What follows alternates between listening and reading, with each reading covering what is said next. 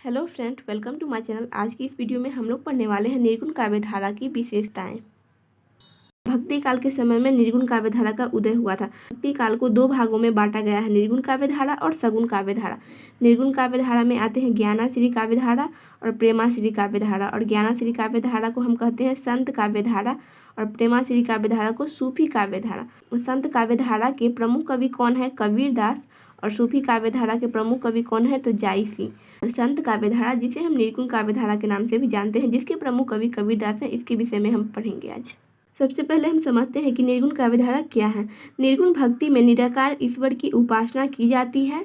जो निर्गुण काव्य धारा है, इसमें निराकार ईश्वर की उपासना की जाती है। जो ईश्वर होते हैं उनका कोई रंग, रूप या फिर जाति नहीं होता है। निर्गुण काव्य धारा में सूक्ष्म ब्रह्म अनुभूति पर बल दिया गया है। इसमें तीर्थ यात्रा, मंदिर, मस्जिद, नमाज, तिलक, छापा, जप माला का विरोध किया गया है। और इसमें महत्व जो दिया गया है वो नाम स्मरण, मनन, गुरु का सानिध्य इत्यादि पे इसमें महत्व दिया गया है। अब हम इसकी विशेषताएं को देखते हैं कि कौन कौन सी इसकी प्रमुख विशेषताएं हैं निर्गुण काव्य धारा की।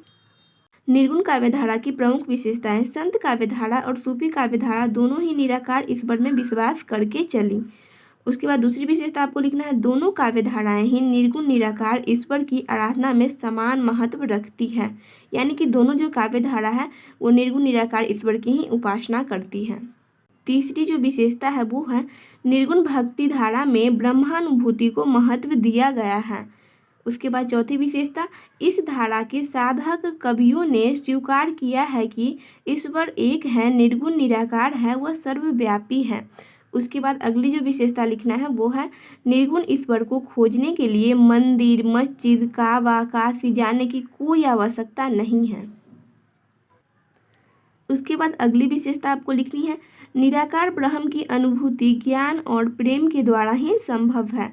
उसके बाद नेक्स्ट विशेषता आपको लिखनी है, निराकार ब्रह्म दृश्यमान सत्ता नहीं है, वह तो केवल आत्मा और मन में अनुभव करने की वस्तु है।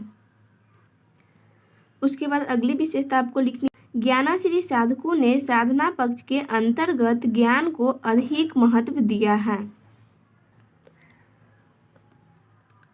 उसके बाद आपको अगली विशेषता लिखनी है, प्रेमाश्री साधकों ने साधना पक्ष के अंतर्गत प्रेम को अधिक महत्व दिया है।